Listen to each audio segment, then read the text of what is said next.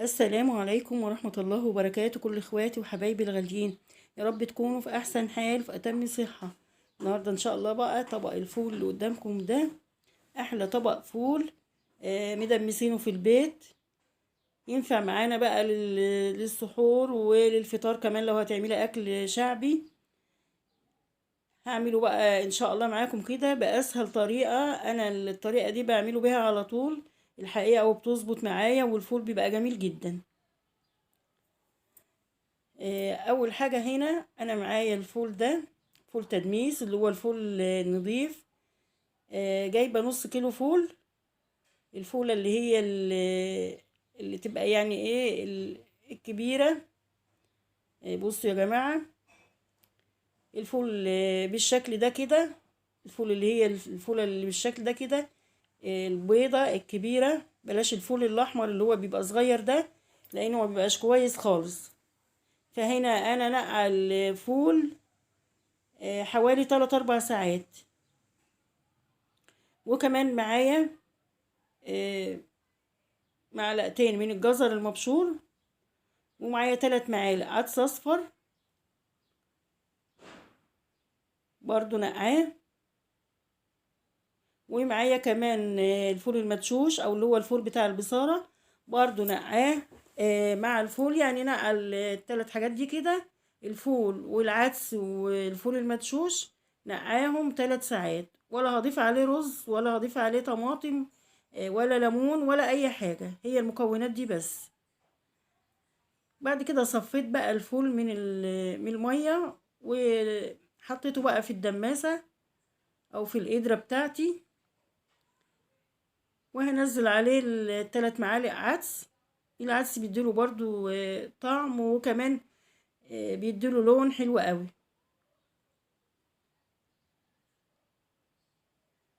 بعد كده كمان الفول المدشوش، يعني كل الحاجات دي كده على بعضها اهو، ما حطيتش يعني لسه ميه ولا حاجه. وكمان معلقتين الجزر المبشور. الجزر بقى ده انا برضو لما بيتهري بيديله طعم وبيديله لون حلو قوي. بعد كده كمان الميه بقى اللي هنزلها عليه كده انا غاليه له ميه، يعني الميه دي مغليه عشان الفول ما يجلدش معايا. ولازم يبقى عندك كده فضا او فراغ كده، يعني ما تمليش الدماسه قوي او تمليش القدره بتاعتك قوي، عشان طبعا الفول بيغلي وممكن يتكب على البوتاجاز. كمان لما اقفل الغطا بقفله بالشكل ده كده، اسيب فتحة تهوية كده عشان برضو ما يغليش كده على طول ويتكب يبهدل الدنيا او يطفي البوتاجاز.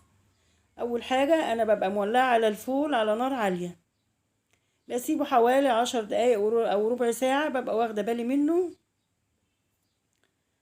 وعلى فكرة الفول ممكن تعمليه برضو في حلة، يعني لو ما عندكيش القدرة دي او الدماسة دي ممكن تعمليه في حلة صغيرة كده. انا عملته برضو قبل كده في الحلة وكان حلو قوي. بعد كده طبعا بعد ما ولعت عليه غلى كام غلوة كده حوالي 10 دقايق او ربع ساعة، بنقله بقى على نار هادية جدا، يعني تقدر تقولي كده نار شمعة. وببقى واخدة بالي منه بقى في التقليب. وطبعا لما المية بتقل معايا لما بلاقيها يبدأ ينشف كده بزوده مية، بس تكون مية برضو سخنة عشان برضو ما يجلدش الفول معايا.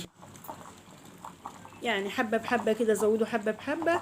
وطبعا انت بتبقي مولعة عليه على نار هادية وتشتغلي بقى، يعني شغل البيت بتاعك، عايزة تعملي اي حاجة بتعمليها وما تقلقيش خالص، بس تبقي ايه متابعاه كل شوية. يعني هو الحمد لله يعني ولا شاط ولا اي حاجة.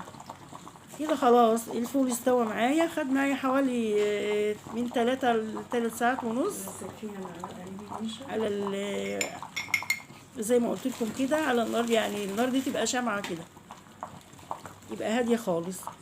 بعد كده بقى اللي هيظبط معايا القوام بتاع الفول وهيديله لون برضو، هبدأ اضيف بقى حاجة معايا هنا. نص كوباية مية وضفت عليها معلقة من النشا كبيرة، ونص معلقة كركم، نص معلقة بس. هي تديله لون وفي نفس الوقت يعني كمان النشا هتظبط القوام بتاعه هتقل القوام شويه. وبعدين طبعا الكركم انا ما بكتروش عن كده، ده نص كيلو فول فمش هكتر عن كده عشان ما يديش يعني الطعم بتاعه يبقى باين قوي كده، وريحة الكركم بتبقى نفاذة شوية، فكده هو كويس قوي. زي ما انتوا شايفين بقى نزلت عليه شوية المية دول بالنشا بالكركم، وبدأت اقلب كده تقليب مستمر كده بقى اتظبط معايا.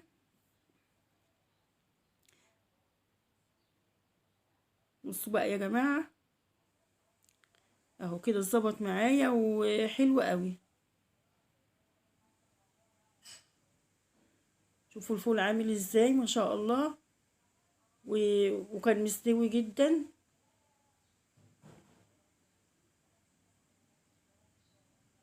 بصوا السوا بتاعه عامل ازاي ما شاء الله. وادي طبق الفول بقى، حطيت عليه كده معلقه سمنه بلدي، بتفرق في الطعم قوي والله. ممكن بقى تحط عليه زيت حار، في ناس بتحب تحط عليه زيت، يعني اللي ما عندوش سمنه. بس هو انا يعني جربته بالسمنه حلوه قوي. وشويه بقى الكمون، شويه الملح بتاعك، عايزه تحطي برضو شطه كمان. الفول، طبق الفول ده بقى ممكن تعملي عليه بيض، ممكن تعملي فول بالقوطة كده، لو انت هتفطري فطار بقى شعبي اي حاجة كده بيبقى حلو قوي. اتمنى يكون يعني الطريقة تجربوها وتعجبكم، واللي عجبوا الفيديو اتمنى لايك حلو واشتراك في القناة، هتنوروني. والقاكم بخير مع فيديو جديد ان شاء الله.